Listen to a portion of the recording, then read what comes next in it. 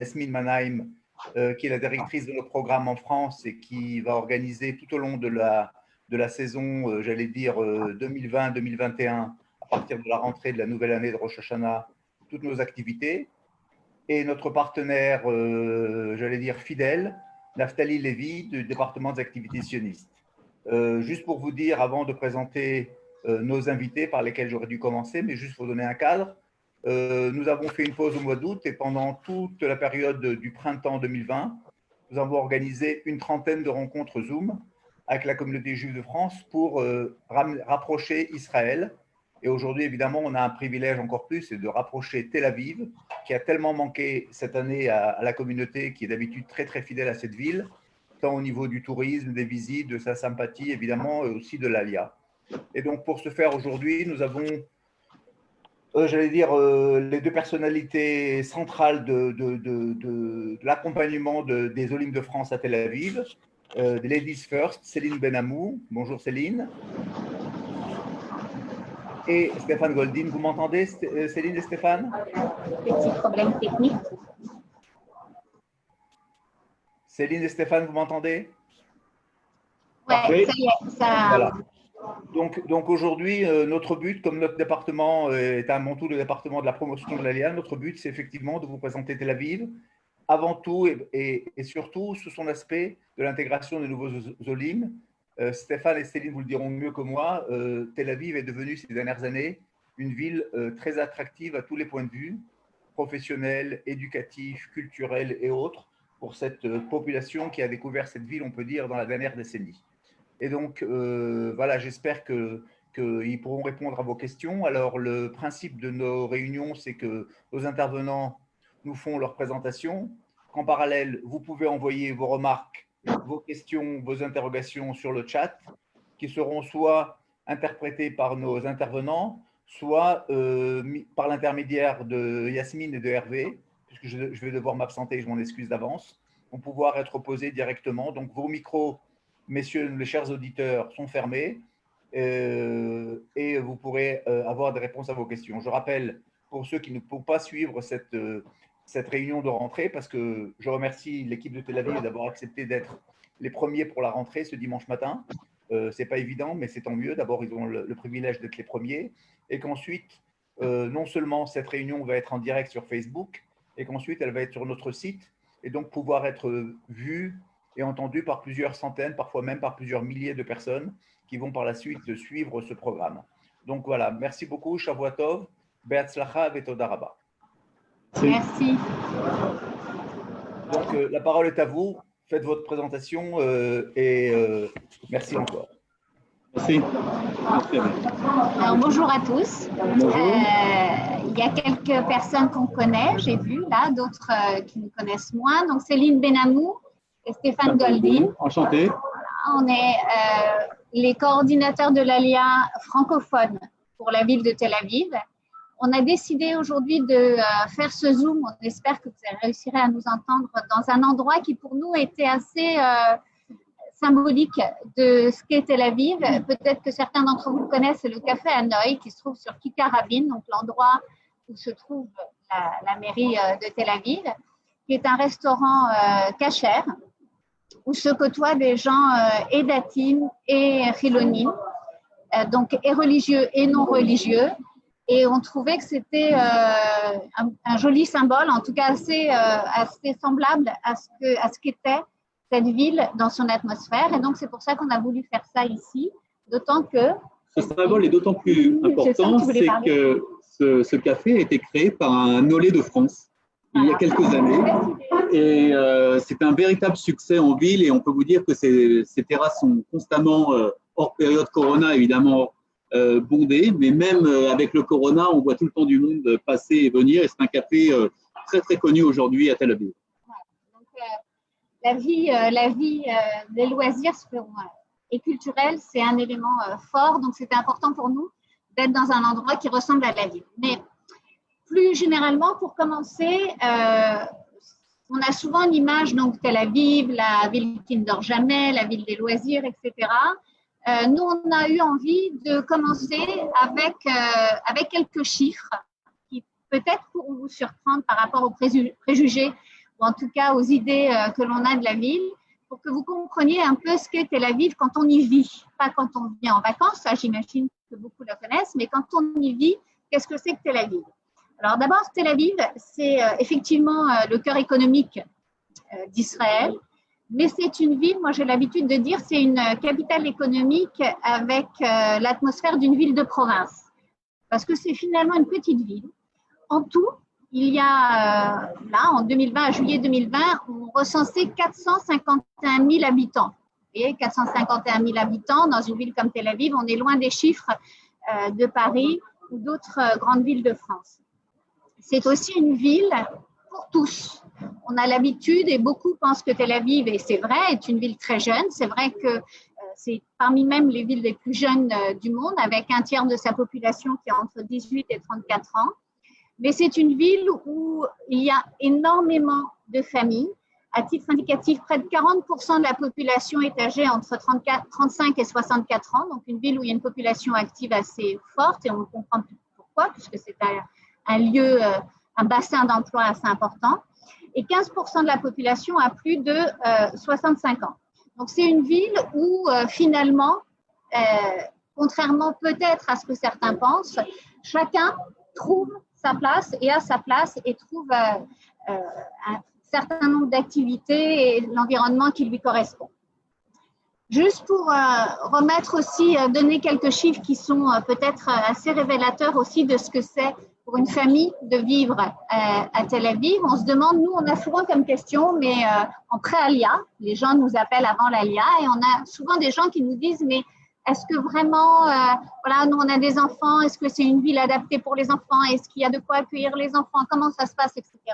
On reviendra de manière plus précise là-dessus, mais juste un chiffre, il y a donc 450 000 habitants, 81 000 enfants qui ont fait leur entrée cette année, septembre 2020, donc c'est énorme.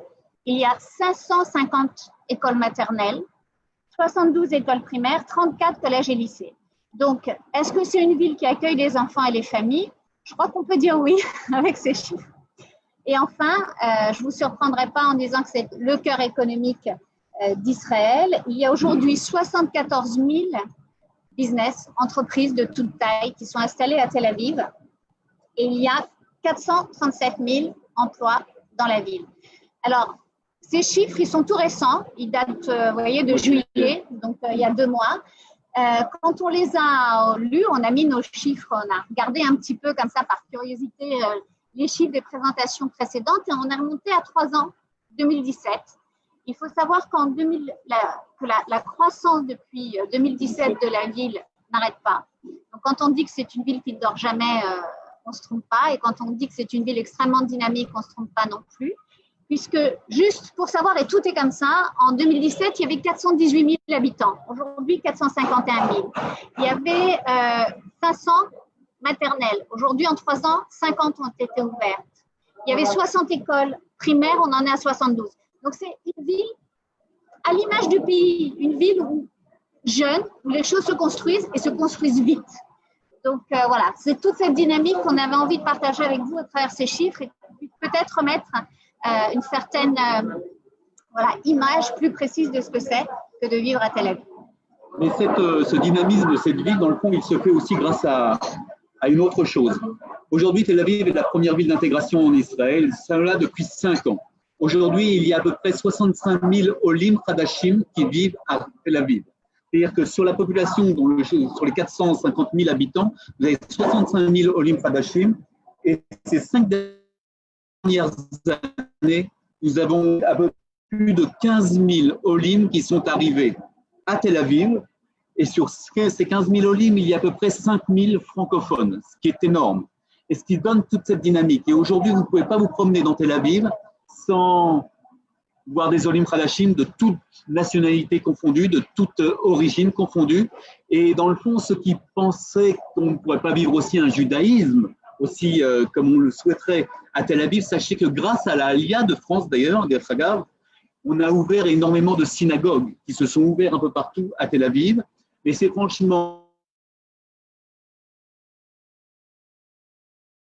d'intégration parce que Tel Aviv, pôle économique, parce que Tel Aviv est une ville qui pousse et qui amène à se développer. Et aujourd'hui, on peut vous le dire et le redire, aujourd'hui, Tel Aviv est la première ville d'intégration depuis 5 ans et elle le reste. Et chaque année, on voit ces chiffres continuer. Quand je parle de première ville d'intégration, excuse-moi Céline, c'est toute nationalité confondue.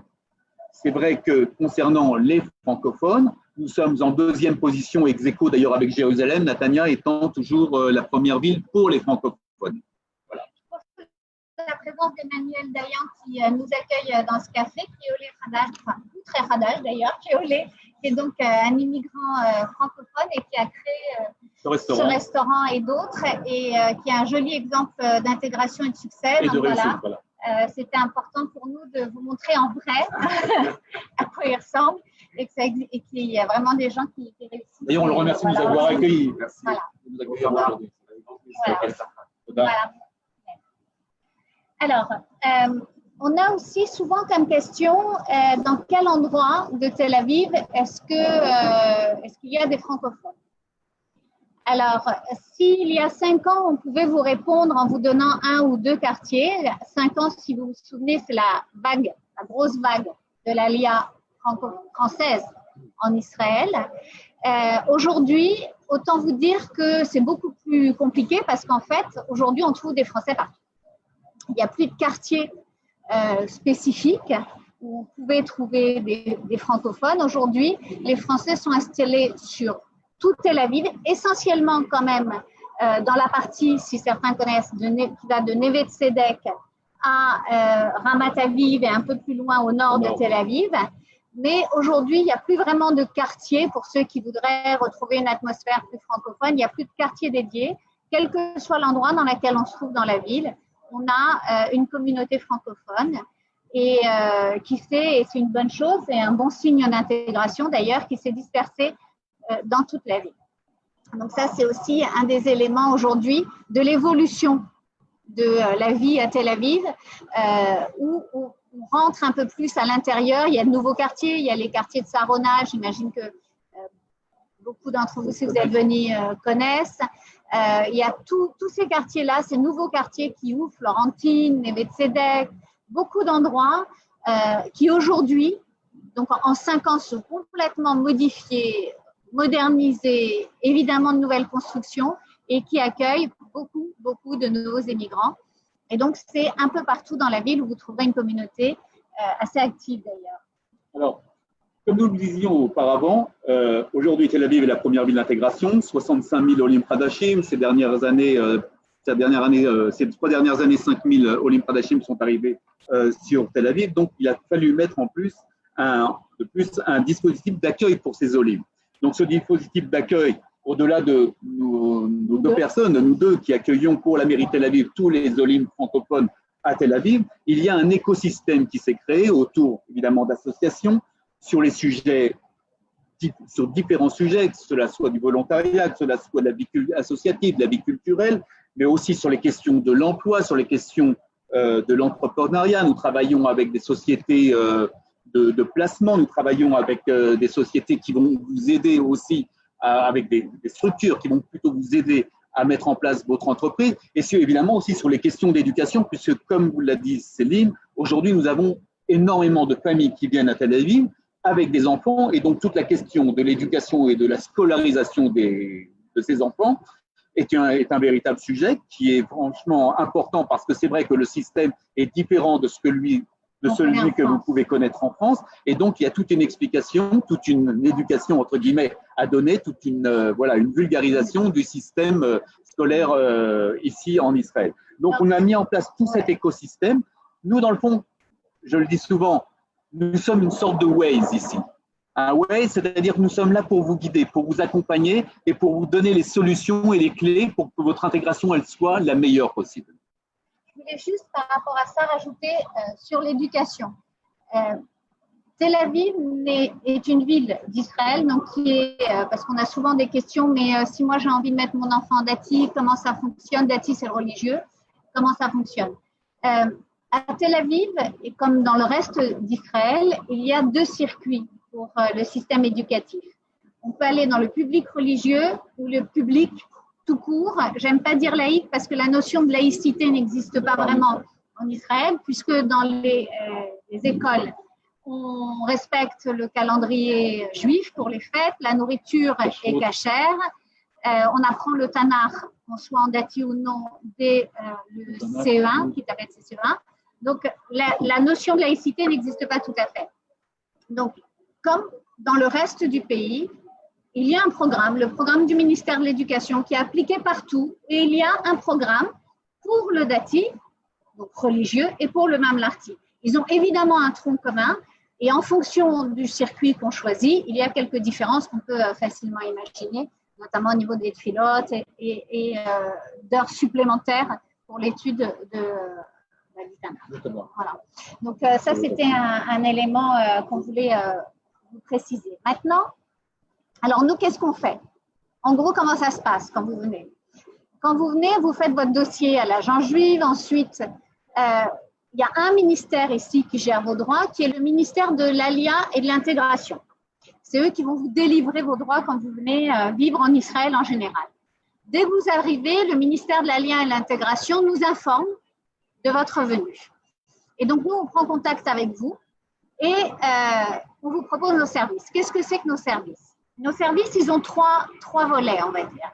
Il y a l'accompagnement personnalisé, individuel, c'est-à-dire que lorsque vous arrivez, quand on arrive en Israël, la principale difficulté pour beaucoup, c'est la langue, l'absence de la langue.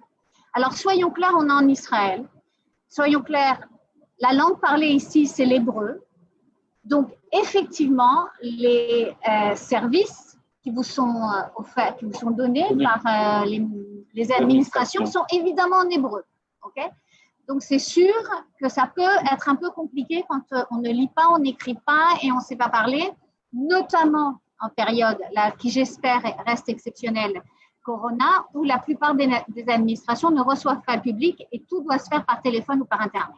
D'où l'intérêt des Ulpanim organisés par l'organisme sioniste mondial. Vraiment, si vous pouvez le faire avant, vraiment, allez-y, foncez, parce que c'est vraiment un élément fondamental de l'intégration, peu importe le niveau. Il ne s'agit pas de parler couramment, mais il s'agit de comprendre quand même un petit peu l'environnement et de pouvoir se débrouiller, se sentir un peu moins dans cette frustration.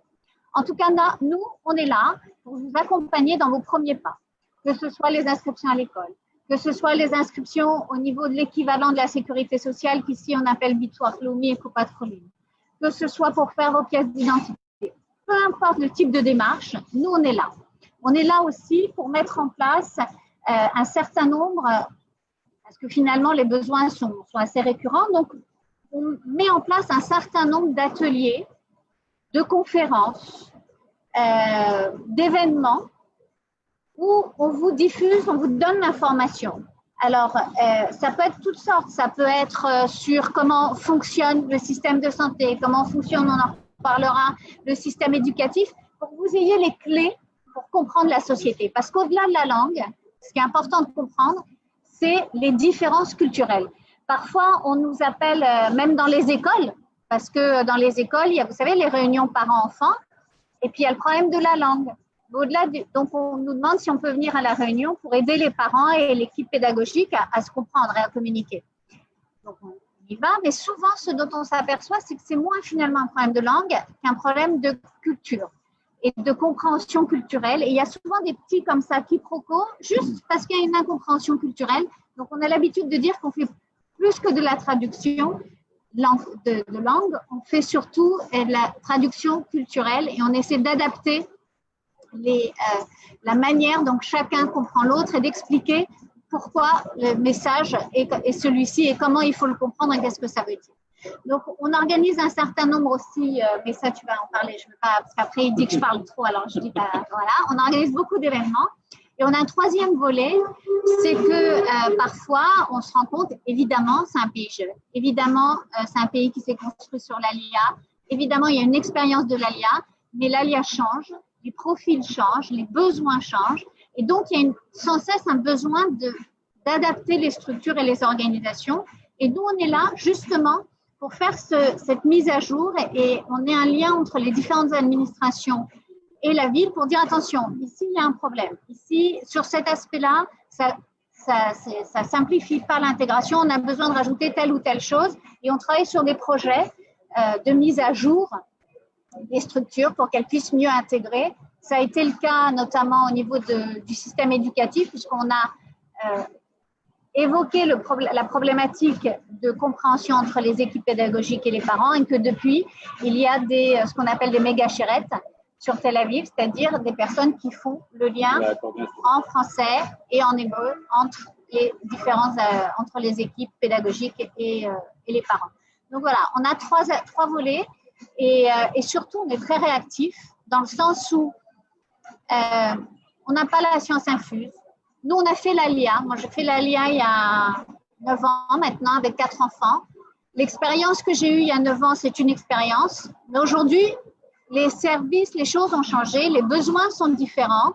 Et même si mon expérience, je m'en sers souvent comme support pour essayer de déterminer les besoins, la connaissance des difficultés, parce qu'il n'y avait pas notre service à l'époque, on s'en sert pour travailler là-dessus, n'empêche que les besoins ont évolué.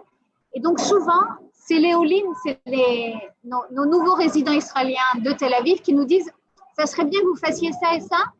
Et on le met en place. On a la chance de travailler dans une mairie qui nous laisse la carte blanche et donc d'être assez réactif par rapport aux demandes. Je voulais rajouter, alors comme je vous l'ai dit, comme il y avait l'intégration, énormément d'Olim, mais comme je vous le disais, nous on se définit comme une sorte de Waze, c'est-à-dire qu'on va essayer de vous diriger, essayer de trouver les solutions pour pouvoir vous guider le mieux possible. On fait de l'accompagnement, pas de l'assistanat, que les choses soient très très claires. Okay, et donc, tout commence déjà en pré-alia, où on vous rencontre en général à l'époque dans les salons, où les gens nous contactent d'une façon automatique et on commence à travailler sur les dossiers avec vous, sur l'endroit où vous voulez aller habiter, sur les écoles où vous voulez aller. On a un accompagnement personnalisé dans tout ce qui touche les administrations pour que vous puissiez comprendre, que vous puissiez vous aider et que vous puissiez vous en sortir. On a un accompagnement personnalisé sur les questions de l'armée, chose très importante, on va vous donner une explication. On travaille avec énormément d'associations, comme Sahel Connection, mais aussi avec l'armée en tant que telle pour trouver les solutions à différents sujets qui pourraient être plus problématiques. On a aussi… Juste sur l'interromps tout le temps en plus, pour l'énerver. Juste au niveau administratif, l'accompagnement, il va même jusqu'à vous recevez des factures, vous recevez des papiers, vous ne savez pas à quoi, voilà, je vais enlever les… Vous ne savez pas à quoi ça correspond, on est là aussi pour ça. Ça, c'est le problème des femmes, il va vous dire que je parle toujours beaucoup trop. Tout ce qui est évidemment inscription dans les écoles, quelque chose qui est très important. Dès que vous arrivez, on inscrit vos enfants avec vous dans les écoles, on vous prend en main. Tout ce qui est accompagnement personnalisé autour d'un projet individuel de vie, que cela soit professionnel ou simplement un projet associatif, peu importe. Mais on est là pour vous guider, pour vous accompagner. Et tout ce qui touche à l'orientation. Au-delà de ça, vous savez, Israël, c'est un pays qu'il faut connaître aussi par ses pieds. Parce qu'il est important de connaître où l'on vit, quelle est son histoire, quelle est sa culture, s'intégrer au sein des populations qui sont déjà là depuis très longtemps, au sein des populations. Souvent, vous savez, on a du mal de dire nous, nouveaux immigrants. Souvent, on appelle le mot, à la place de dire Olé Hadash, on dit Israéli Hadash. Ça veut dire nouveaux Israéliens, parce que pour nous, c'est important. Dès que vous arriverez ici, vous allez avoir une Teudat Zehut, ça veut dire une carte d'identité avec un numéro d'identité et vous devenez citoyen israélien à part entière, donc vous devenez des nouveaux Israéliens avec des droits et des devoirs, parce qu'il y a aussi des devoirs. Et donc, on est là pour pouvoir vous accompagner, pour pouvoir vous guider et vous puissiez trouver les solutions. Nous, ce que l'on souhaite, c'est que vous puissiez trouver les meilleures solutions et que vous puissiez vous intégrer. Vous savez, dans le fond, c'est vrai qu'on souhaiterait, nous on souhaite évidemment que vous restiez en Israël. Nous, l'important, c'est d'abord que vous fassiez votre alia, vous veniez en Israël, vous restiez en Israël et si vous restez à Tel Aviv, c'est ce qu'on appelle la dubdovan, la cerise sur le gâteau. Donc, il est très important pour nous de vous guider, de vous montrer ce que c'est ce pays, de vous faire connaître cette culture, de vous faire découvrir aussi autour de tioulim, d'excursions en ville, au-delà de la ville, ce que c'est l'État d'Israël, ce que c'est l'Eretz Israël, le pays d'Israël, au sein de son histoire moderne ou nouveau. Nous travaillons aussi sur ce qu'on appelle aussi la Startup Nation, ce que c'est aujourd'hui le high-tech à Tel Aviv. C'est une question qui est très, très importante. Nous organisons une fois par mois à peu près des bootcamps avec énormément de mentoring avec des sociétés high-tech, mais nous ne travaillons pas simplement sur le high-tech parce qu'il n'y a pas que des gens qui sont super diplômés qui viennent. Nous avons aussi le Laotech et c'est très important aussi de guider les gens qui ont moins de diplômes et qui simplement veulent travailler dans d'autres domaines que le high-tech. Donc, on est là pour toute la population, pour tous ceux qui le souhaitent. Et franchement, nous souhaitons une seule chose, c'est que vous ayez une intégration la plus douce, la plus facile, et qu'on puisse se retrouver tous ensemble, ici, à Tel Aviv, le plus rapidement possible. Alors, dernière chose, si vous voulez nous contacter, il y a une page Facebook qui s'appelle Olim francophone de Tel Aviv. Olim francophone de Tel Aviv. Vous cliquez sur cette page Facebook, vous likez cette page pour dire plein de choses, et vous aurez toutes les informations et les activités que l'on fait. Au moment où vous serez ici, nous vous inscrirons à notre newsletter et vous recevrez aussi toutes ces informations par mail. Au-delà de ça, nous avons une adresse mail où vous pouvez nous écrire directement qui s'appelle olim@tel-aviv.gov.il. Mais en tout cas, que ce soit Tel Aviv ou ailleurs, peu importe, il y a quand même un élément commun. Vivre en Israël, décider de faire son alia, c'est changer de vie. Changer de vie, c'est être dans un autre environnement. Un autre environnement, ça veut dire avoir un environnement, non seulement, bien sûr, c'est super, il fait beau, il fait très beau, même très chaud en ce moment, le ciel bleu, la mer, tout ça, c'est magnifique. Seulement, il faut bien avoir conscience d'une chose. Et vraiment, on insiste là-dessus parce que il faut être prêt à ça, quel que soit son âge, quoi qu'on a envie de faire. On vit dans un autre environnement, avec une autre langue, une autre culture.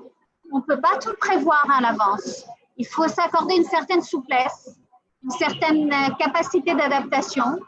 Il faut accepter de comprendre la culture de l'autre, la culture dans laquelle on va devoir s'intégrer, et peut-être accepter que c'est dans ce sens-là que les choses doivent se passer, et peut-être un peu moins dans l'autre, c'est-à-dire que bien sûr les Israéliens ils vont essayer de comprendre la culture française, mais on ne vit pas en France, on vit en Israël.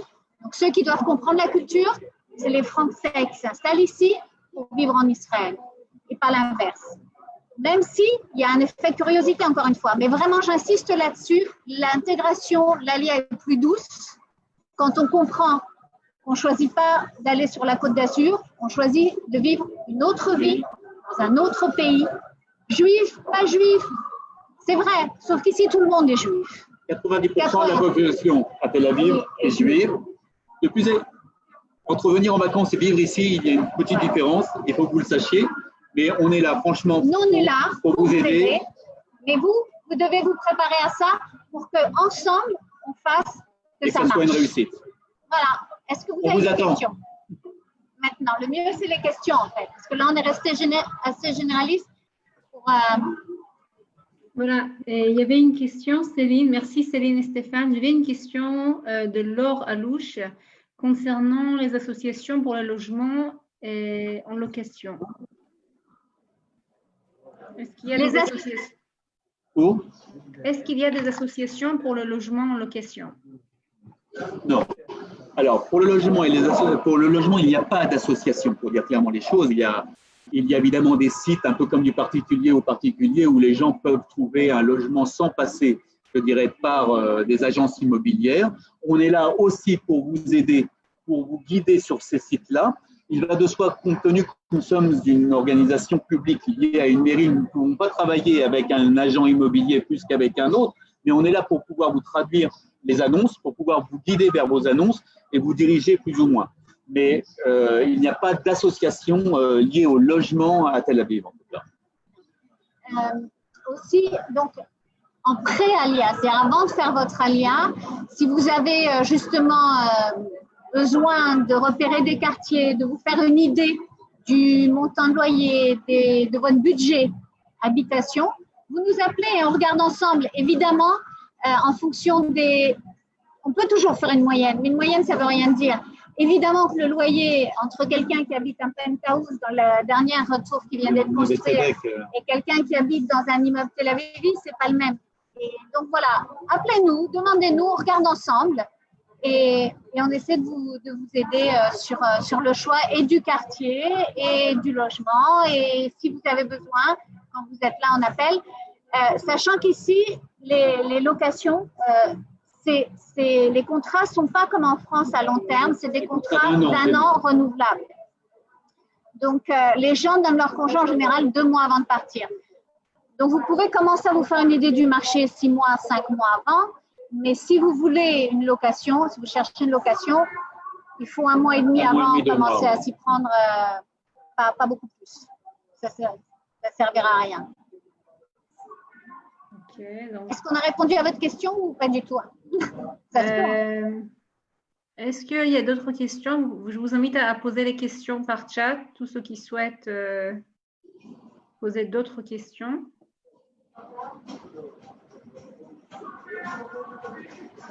Sinon, si vous avez d'autres tips et astuces pour Tel Aviv, Céline et Stéphane, ce serait bien.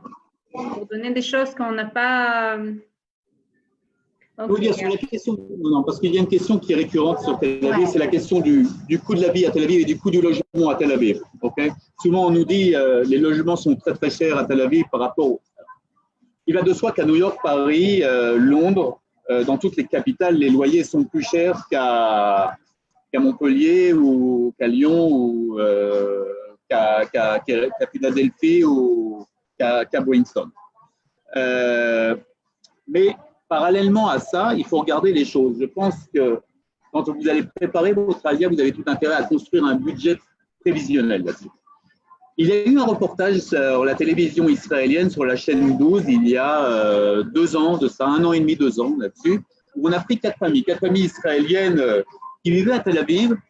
Et sur ces 4 familles, qui trouvaient leur loyer trop cher, elles sont reparties, ce qu'on appelle dans la périphérie.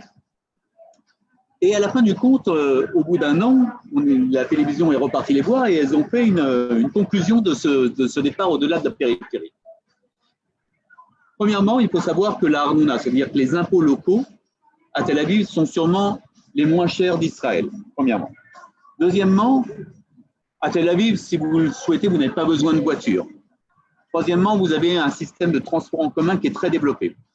Il s'avère que pour ces 4 familles qui ont décidé de partir au-delà de Tel Aviv, du coup, elles ont dû se prendre 1 ou 2 voitures pour accompagner les enfants.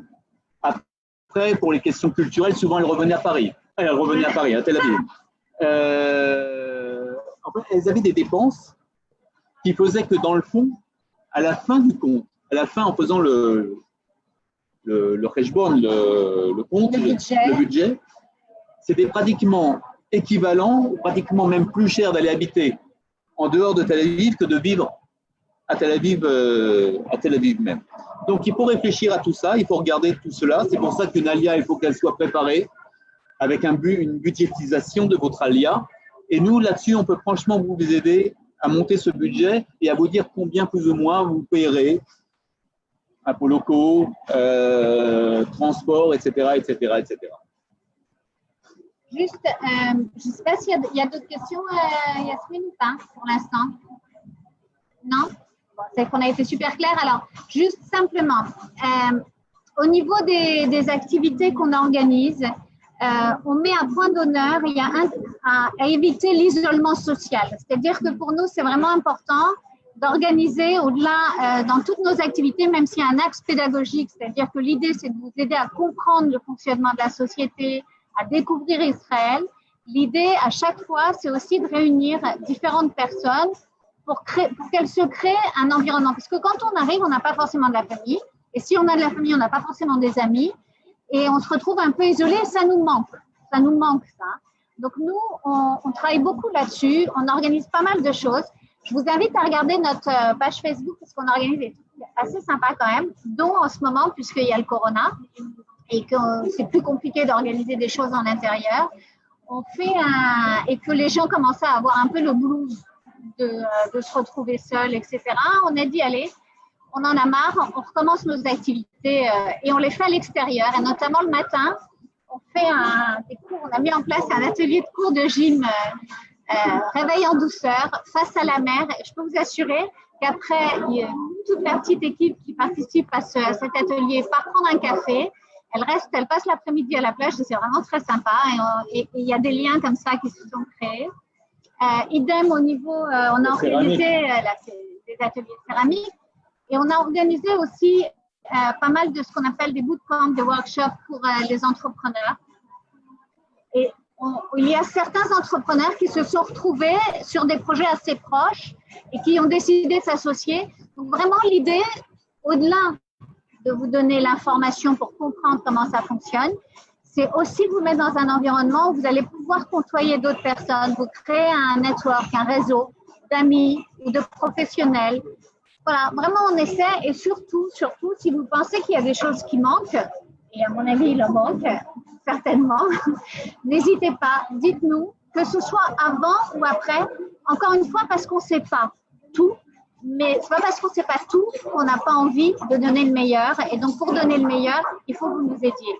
Tout seul, on n'y arrive pas. On a besoin de vous. Le but de ces ateliers aussi, c'est pour vous donner aussi des notions en hébreu. Parce que ces ateliers sont aussi en français, mais aussi avec des notions en hébreu pour que vous puissiez comprendre comment ça fonctionne. Parce que souvent, il y a des gens qui viennent de toute nationalité. Donc, la langue commune pour tout le monde, ça va être l'hébreu. Évidemment, si quelqu'un ne comprend pas, on est là pour traduire. Et il n'y a jamais personne qui n'arrive pas à comprendre parce qu'on est toujours là pour traduire. Pour vous donner une petite idée, au tout début, on faisait des excursions en ville qui n'étaient qu'en français. Aujourd'hui, on les fait en hébreu facile parce qu'on a eu une demande très forte des Olympiques parce qu'ils apprennent comme ça des notions en hébreu et on est là pour traduire s'ils n'arrivent pas à comprendre. Et du coup, c'est un véritable succès. Je peux vous dire qu'à chaque fois qu'on lance l'idée d'un tioul, enfin d'une excursion en ville ou en dehors du pays, après 10 minutes, le bus il est complet et on a du mal à gérer les attentes. Il y a 2 autres questions. Si j'ai même 3 maintenant, attendez. Voilà, tu m'entends là, Céline? Donc, il y a 3 questions là. Comment se passe l'école pour des enfants qui ne parlent pas encore l'hébreu? Ça, c'est la première. Deuxième, est-ce qu'on peut avoir la liste de toutes les activités? Et une dame, Laura Louche, qui vient avant la date de son aliyah, elle voulait vous rencontrer. Voilà. Alors, Laure, quand tu veux. Bienvenue. Bienvenue. Patricia, en fait, soit tu le trouves sur notre page Facebook, soit il faut qu'on te rajoute sur notre newsletter. Donc, il faudrait que tu nous envoies par Messenger, ton WhatsApp, ton adresse mail, qu'on puisse te rajouter sur notre mailing list. Et comment ça se passe l'école? Alors l'école, est-ce que la question c'est comment ça se passe l'école là pendant cette période de Corona ou de manière générale? De manière générale pour les enfants qui ne parlent pas encore l'hébreu. Okay. Alors, je vous ai dit au début que moi je suis arrivée donc il y a 9 ans avec ma famille, j'ai 4 enfants. Autant vous dire qu'aujourd'hui, vous me voyez coordinatrice d'Alia, je ne savais pas écrire mon nom en hébreu, je ne connaissais pas l'alphabet hébraïque. D'accord? Donc, c'est possible. Déjà, la première chose, c'est possible d'apprendre, quel que soit l'âge, parce que je suis arrivée à 42 ans, donc pas particulièrement jeune. Donc, je suis arrivée avec 4 enfants. Son âge. Ouais, tu vois. Avec 4 enfants, âgés à l'époque de 2 à 14 ans. Donc, 2 ans, 10 ans, vous allez tout savoir, 2 ans, 10 ans, 12 ans et 14 ans. Ça veut dire que j'avais une enfant qui est en crèche et 2 en primaire, un en primaire et 2 au collège. Évidemment, aucun d'eux ne parlait l'hébreu. Voilà, aucun d'eux. Ils avaient commencé la 6e dans une école juive en France. Donc, ils commençaient, les 2 grands, à avoir des notions, mais pour les 2 petits, franchement, rien du tout. Donc, quand ils sont arrivés, je ne vais pas vous mentir comment ça se passe, ils ne comprennent rien. Voilà, on va être clair. Ils ne comprennent rien et c'est très angoissant pour les parents parce que vous non plus, je ne sais pas quel est votre niveau, je ne sais pas qui a posé la question, je ne sais pas quel est votre niveau d'hébreu, mais en tout cas, moi, encore une fois, moi, je n'y comprenais rien. Donc, en gros, personne ne comprenait rien à ce qui se passait dans la classe. Ni eux, ni nous. Au bout de 3 mois, il y a ce qu'on appelle avec Stéphane le miracle de Hanouka. Je vous assure, c'est un miracle. Il continuait. Alors, tous les jours, on lui disait, bon, comment ça se passe à l'école? Et il nous disait, bon, on ne comprend rien. Comment ça se passe? On ne comprend rien. OK. Et un jour, on était dans la rue, quoi. Ça faisait 1 mois qu'il y avait la rentrée, un truc comme ça. Et on voit le 3e qui était en primaire, en train de s'éclater avec ses copains, rigoler, machin. OK, il rentre le soir, on lui dit alors comment, enfin dans la rue après l'école, hein, je vous rassure, hein, c'est quand même très cadré. Comment ça se passe? Tu comprends? Non, je comprends rien. On lui dit, mais on t'a vu avec tes copains. Ah oui, non, ça je comprends. En fait, c'est des éponges.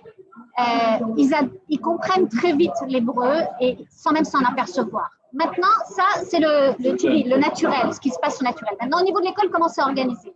Comme partout en Israël, c'est une loi. Tout enfant qui rentre dans une école à partir de la primaire a le droit à 6 heures d'aide d'apprentissage d'hébreu en individuel ou en groupe. Ça dépend s'il est tout seul ou s'il y a d'autres lignes. Mais donc, tout enfant reçoit 6 heures par semaine de cours d'hébreu. On sort des cours qui sont un peu moins importants, comme par exemple le sport, même si c'est important, ou d'autres cours qui sont moins fondamentaux pour leur apprendre l'hébreu. Première chose. Deuxième chose, dans un certain nombre d'écoles, il y a plus que 2 ou 3 olim. Et je parle d'olim qui ne sont pas que des olim français, d'accord, des olim du monde entier. Donc là aussi, c'est un programme du ministère de l'Éducation, c'est vrai partout. Après l'école, il y a des programmes, des cours de soutien pour les enfants. Pour les plus grands, ceux qui sont au collège, il y a à Tel Aviv un programme qui s'appelle le programme Pélé, qui après l'école, vers 5 heures, on réunit donc les enfants, les collégiens qui veulent bien s'inscrire. Et ils ont des cours de soutien en hébreu, en plus des heures du ministère de l'Éducation qui revient à tout le monde, les 6 heures par semaine, ça c'est vrai pour tout le monde. En plus de ça, pour les collégiens, il y a ce qu'on appelle le programme Pélé, et ils se réunissent en petits groupes. Et donc, il y a du soutien et au niveau de l'hébreu, donc encore un petit peu de cours d'hébreu des ulpans, en fait, et pour les devoirs. Voilà. En gros, ça marche comme ça. Ce que je voulais vous rajouter, c'est que la philosophie de l'école est complètement différente de celle de la France. Ouais. Aujourd'hui, souvent, on a des parents qui viennent nous voir et on ne comprend pas. On voit tout le temps nos enfants dans la cour de récréation en train de jouer. Ils ne sont jamais à l'école, ils n'ont pas de devoirs ou ils ont des devoirs, mais ils ne font pas, etc. La question de la sociabilité est une question qui est très, très importante en Israël. La question du social, ça veut dire vivre en société, vivre avec les autres, est quelque chose qui est aussi important que, je dirais, que les notes. Et donc, souvent, on a des parents qui viennent avec, ce qui est normal, avec une culture qui vient de France, en disant, mais mon fils doit avoir ces notes-là, il doit avoir ces notes. Or, comment ça va se passer? Or, ici, l'enfant qui ne rentre pas dans cette sociabilité peut avoir d'autres problèmes auparavant. Et après, toute cette notion de sociabilité va continuer tout au long de leur vie, jusqu'à évidemment l'armée, qui est une grande question de sociabilité, parce que la question de la sociabilité au sein de l'armée est une question qui est très, très importante. Et donc, ça va les former. Et donc, il est important aussi de savoir que cette notion culturelle liée à l'habilité au sein de l'école est une question qui est importante et qui ne va pas du tout de pair, je dirais, avec la philosophie de l'éducation à la française. Ouais, vraiment. Et d'ailleurs, quand on arrive, les premiers mois en tant que parent, souvent on demande à la conseillère, parce qu'ici il y a une conseillère d'éducation déjà depuis alors comment ça se passe, ça marche, il comprend, etc. Et elle te dit, attends, là déjà, ce sur quoi on travaille, c'est sur son intégration avec ses amis, qu'il ait des copains, qu'il ait envie de venir à l'école, et son hébreu. Les notes, ça viendra après. Et voilà, et aujourd'hui, franchement, je peux vous dire, pour l'avoir vécu, que c'est vrai. Ils arrivent, ils ne comprennent rien. Il faut faire confiance aux équipes pédagogiques parce que ce n'est pas les premiers, ce n'est pas les derniers aux lignes qui arrivent. Ils savent comment faire et moi, je souhaite à tout le monde d'être aussi heureux que mes enfants le sont aujourd'hui et d'avoir la réussite qu'ils ont, grâce à Dieu, dans leurs études. Autre point que Céline n'a pas dit sur l'éducation, il n'y a pas d'enfant qui n'est pas scolarisé à Tel Aviv. Tous les enfants sont scolarisés. Ça n'existe pas un enfant qui ne soit pas scolarisé en Israël et à Tel Aviv plus particulièrement. Et on peut vous dire qu'il y a pratiquement 97 ou 98% des enfants qui ont leur bac. Tout le monde a son bac ici. Okay? Parce qu'il est important. Voilà, avec différentes… on a des nouvelles questions. Donc, une question de Perrine Joly. Est-ce que vous avez des liens avec des sociétés de placement pour l'emploi? Oui. Et après… une question, comment vous rencontrez dans le but de préparer son Aliyah? Alors, après, je vais continuer avec il y a d'autres questions, mais je vais… Alors, deux choses. Évidemment, on travaille avec des sociétés qui sont des sociétés qui font des prestations d'emploi, je dirais, qui vont proposer des emplois. En général, toutes ces sociétés demandent un minimum d'un niveau Aleph plus en sortant de l'Ulpan pour que vous puissiez quand même un peu parler en hébreu avec les gens qui sont dans votre entourage. Il va de soi qu'on travaille avec différentes sociétés. Il y a d'ailleurs une entreprise qui est en lien aussi avec le Misrad Aliyah Ve'Klita. Il y a eu un accord qui a été signé. La deuxième question, c'était sur comment nous rencontrer. Vous nous téléphonez, ou on fait ça par Zoom, ou j'espère que dans un temps proche, on pourra se voir physiquement et vous pourrez venir à notre bureau. Mais en tout cas, on peut se voir par téléphone ou par Zoom et sans aucun problème. Et on fait ça toute la journée, à vrai dire. Est-ce que vous pouvez juste, si vous pouvez, Céline ou Stéphane, écrire votre numéro de téléphone dans le chat, comme ça tout le monde aura. Moi, je serai normalement à Paris, si tout va bien, après le 15, le 16 et le 17 septembre, si l'avion n'est pas annulé, si je n'ai pas le corona, si tout va bien. Donc, s'il y en a éventuellement qui veulent qu'on organise peut-être Yasmine dans les locaux, là-bas, des rencontres avec plaisir. Très bien, avec plaisir, on va le faire. Et voilà, est-ce qu'il y a une question, est-ce que l'Ulpan est pris en charge par l'ADIA? Et encore une question pour les logements à Tel Aviv pour les Olim, et sur les prix des logements. Est-ce qu'il y a une question, une autre question sur les écoles? Est-ce qu'il y a un classement par niveau selon les quartiers? Voilà. Oui, alors on va faire répondre. Pour les logements, encore une fois, il y a plus ce qu'on appelle les merkaz aklita, c'est-à-dire là où ce qui existait avant, où on pouvait arriver et on restait 6 mois avec un loyer quasi ridicule, quoi. Ça n'existe plus. Donc vraiment, pour les logements, appelez-nous, on regarde ensemble et on voit si ça vous correspond ou pas en fonction du budget. Mais il n'y a pas de logement pour l'Olim, en tout cas pas à Tel Aviv. Ça, c'est la première chose. La deuxième chose, c'était, j'ai oublié, redis-moi, il y avait le logement, il y avait quoi d'autre? Les classements d'écoles par quartier, ça, vous avez… Alors, les classements d'écoles par quartier. Donc, comment ça marche? Ici, c'est la carte scolaire. Il n'y a pas d'école pour les Olim. Ça n'existe pas à Tel Aviv, d'accord? Il n'y a pas de regroupement. Certaines villes le font. Nous, on a choisi de fonctionner différemment. Et on se dit que la meilleure intégration, c'est d'être mélangé avec tout le monde, c'est plonger dans le bassin et nager. Donc, c'est la manière dont ça fonctionne ici. Il n'y a pas de classement dans le sens où Tel Aviv est une ville où le niveau socio-économique est assez élevé et du coup, les écoles elles se valent et elles sont plutôt de bon niveau. Ce n'est pas les premières d'Israël. Il y a d'autres villes où les écoles sont les premières. Nous, ce n'est pas à Tel Aviv qu'on trouvera les écoles dans les premières, mais elles sont dans les 20 premières d'Israël en général. Mais à moins d'habiter dans le quartier sud, vraiment le sud de Tel Aviv, globalement, toutes les écoles sont d'un bon niveau. Souvent, on a cette question d'ailleurs, mais en fait, c'est un faux problème. J'ai inscrit sur le chat nos 2 numéros de téléphone, celui de Céline et le mien.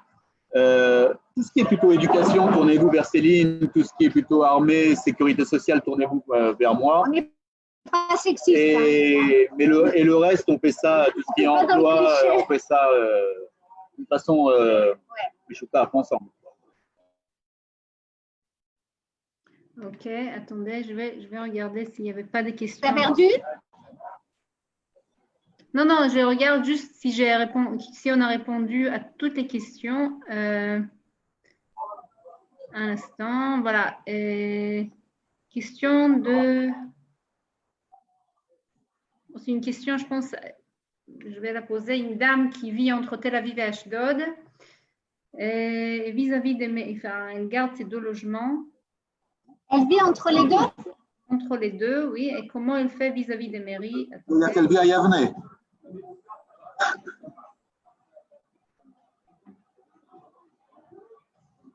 Elle veut savoir si elle reste résidente à Ashdod ou elle peut devenir résidente à Tel Aviv. Si elle vit à Tel Aviv, elle est bien résidente de Tel Aviv. Là, si je puis me permettre, ça c'est souvent quelque chose qui revient, notamment au niveau du bitoire lobby, de la sécurité sociale. On va refaire un petit point pour expliquer, c'est pas lié à Tel Aviv, si tu nous permets, Yasmine, de parler de ça. Oui. La notion de résidence et de nationalité. Quand on fait son alia, ça veut dire qu'on prend la nationalité israélienne. Ça ne veut pas forcément dire qu'on est résident israélien. Pour être résident israélien, il faut résider, comme son nom l'indique, en Israël. C'est-à-dire y passer plus de 6 mois par an.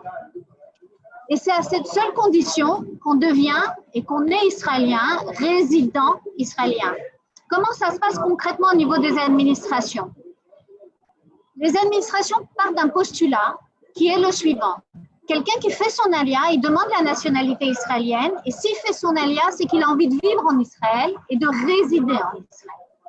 Donc la première année, l'ensemble des services sont gratuits, en tout cas vous reviennent un certain nombre de droits, de fait, parce qu'on part du postulat que puisque vous avez décidé de faire votre alia, vous avez décidé de vivre et de résider ici.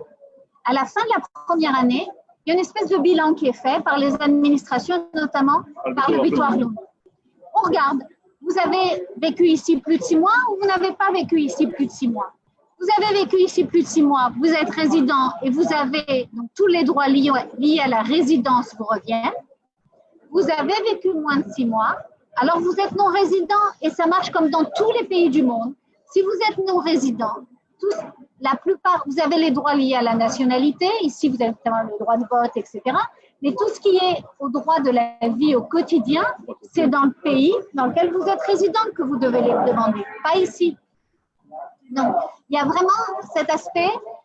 La première année, vous prenez la nationalité et quelque part, on vous accorde d'office la résidence parce qu'on se dit que sinon, vous n'auriez pas fait cette démarche. Et si à l'issue de la première année, on se rend compte que ce n'est pas le cas, vous restez israélien, mais vous n'êtes pas résident. Comme moi, je suis française, mais je ne suis pas résidente française aujourd'hui parce que je vis, surtout avec le corona, non-stop ici. C'est juste ça. Mais c'est important à comprendre pour comprendre le fonctionnement de tout le monde. Citoyenneté et résidence. Ok. Donc, c'est la même chose. Ça dépend où vous habitez. Une question concernant la ville. Est-il dangereux d'habiter dans le sud de Tel Aviv?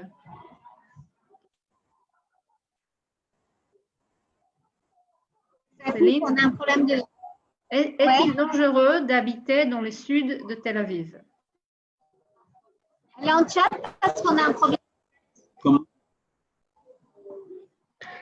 La question est de savoir est-ce qu'il est dangereux d'habiter dans le sud de Tel Aviv? Est-ce qu'il est dangereux d'habiter dans le sud de Tel Aviv? Alors, que les choses soient claires. Tout Tel Aviv, sur tout le territoire de Tel Aviv, il n'est pas dangereux de vivre. Alors, c'est sûr qu'il y a quelques quartiers à côté de la Tachana Merkazit, ce qu'on appelle à côté de la Tachana Merkazit, qui sont un peu plus, je dirais, dangereux parce qu'on a une population qui vient essentiellement du Soudan, pour dire clairement les choses, où c'est vrai qu'il est moins évident d'y vivre. Il y a très très peu d'Olim Khadashim, pour dire clairement les choses, qui vont vivre là-bas, mais il n'est pas dangereux de vivre dans le sud de Tel Aviv. Pour votre gouverne, Florentine est considérée comme dans le sud de Tel Aviv. Et aujourd'hui, il y a plein de gens qui vivent à Florentine sans aucun problème. Il y a un quartier qui monte aussi, c'est Neve Sha'anan. Qui est aussi dans le sud de Tel Aviv, mais qui devient un nouveau quartier, et donc un peu plus bobo. Voilà. Encore la question sur... On a répondu à votre question. Il y avait une question concernant l'Ulpan, est-ce qu'il est pris en charge dans les cas de l'ALIA et les traitements médicaux spécifiques, mais ça, je pense qu'ils sont des questions vraiment… Sur l'Ulpan, vous avez 2 Ulpanés qui sont pris en charge. Le premier, il est pris, un Ulpan maintenant, oui, un Ulpan. Quand vous allez arriver, vous allez aller évidemment au ministère de l'Intégration et le ministère de l'Intégration va vous donner un voucher. Un voucher, ça veut dire un bon pour aller faire un Ulpan. Il y a différents Ulpan qui sont ou publics, entre guillemets, dont un qui est l'Ulpan Gordon à Tel Aviv, ou des Ulpan privés, parce qu'il s'avère qu'il y a des gens qui veulent tout de suite commencer à travailler, qui ne peuvent pas prendre des cours le matin, qui préfèrent le soir, ou qui préfèrent dans d'autres conditions. Donc, il y a un ulpan gratuit. Cet ulpan, en général, dure 5 mois, plus ou moins, avec 570 heures, hein, 570 heures. Et du coup, cet ulpan est entièrement pris en charge par le gouvernement israélien. Ok, concernant… Vous avez entendu? Oui, oui, on a entendu. Et Vous avez entendu? Oui, c'est bon. Et pour les traitements médicaux spécifiques, et à qui on doit pour obtenir le même traitement sur place en Israël. En France? Alors, moi, je vous invite, pour ceux qui vont faire l'ALIA, de venir avec votre dossier médical. Okay? Venez avec votre dossier médical, qu'il soit en français, qu'il soit en anglais. S'il peut être en anglais, c'est encore mieux. On puisse vous faire une traduction en anglais. Mais venez avec votre dossier médical. Il est sûr que vous n'avez peut-être pas trouvé le même médicament exactement que vous allez avoir en France, mais en général, les équivalences du médicament, vous allez le trouver ici sans aucun problème. Comme on vous l'a dit tout à l'heure, il y a cette notion de résidence et de citoyenneté. Dès que vous êtes résident israélien, il n'y a pas de souci pour pouvoir vous faire soigner au sein de la Coupat Cholim, des Coupot Cholim, où vous allez vous inscrire. De là, vous allez rencontrer un médecin. Ce médecin va regarder votre dossier médical et de là, il verra que vous prenez ce médicament et il vous dira, voilà, l'équivalent de ce médicament, c'est celui-ci. Et donc, il n'y a pas de souci pour qu'on puisse vous le prescrire. Juste, je rajoute que l'avantage de la vague d'Alia qu'il y a eu, il y a beaucoup de professions libérales qui se sont installées. Et donc des médecins français qui connaissent le système français et qui du coup maintenant connaissent aussi le système israélien. Donc ça facilite aussi beaucoup les choses aujourd'hui pour les patients qui c'est toujours délicat les problèmes de santé, les équivalences de médicaments, etc. Et je dois dire qu'aujourd'hui, c'est quand même beaucoup plus simple grâce à ces médecins francophones qui se sont installés, à savoir que certains, encore beaucoup, sont installés en privé et peu en Coupat Cholim. Mais c'est en train d'évoluer et sur Tel Aviv, il y a 2-3 centres médicaux francophones, on va dire, ou en tout cas les médecins parlent français. Donc ça aussi, c'est des éléments qui sont importants.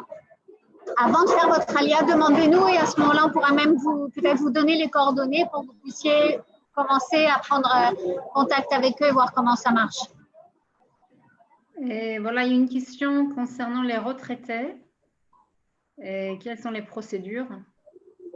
Les procédures? Quelles procédures? Je pense faire mon alia dès ma retraite. Quelles sont les procédures? Alors, je vais vous dire. Concernant la retraite, évidemment, vous n'avez jamais travaillé en Israël, donc concrètement, vous n'avez pas le droit à toucher une retraite, ce qui est vrai et pas vrai. Évidemment, vous avez transféré votre retraite de France sur un compte en Israël, mais ça, chacun voit midi à sa porte. Si vous voulez garder votre retraite en France, là n'est pas la question. Il s'avère que depuis quelques années, Israël a mis en place un système d'aide, comme une sorte de retraite complémentaire pour ceux qui n'avaient pas de revenus. Il s'avère qu'il y a quelques années, certaines personnes ont fait leur alia et il n'y avait pas d'accord entre Israël et des pays dont ces gens-là ne pouvaient pas toucher leur retraite.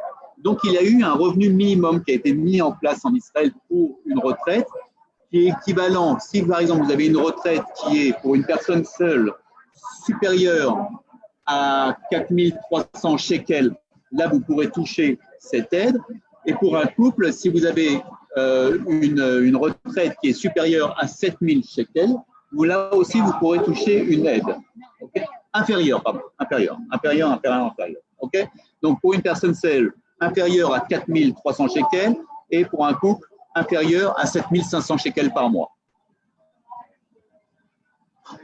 Non, il n'y a pas de procédure particulière en fait. Hein. Mais il y a plein d'associations qui organisent plein de trucs très sympas. Alors, pour toutes les questions de fiscalité, on n'est pas fiscaliste, ça va dépendre et de votre notion de résidence et de votre patrimoine.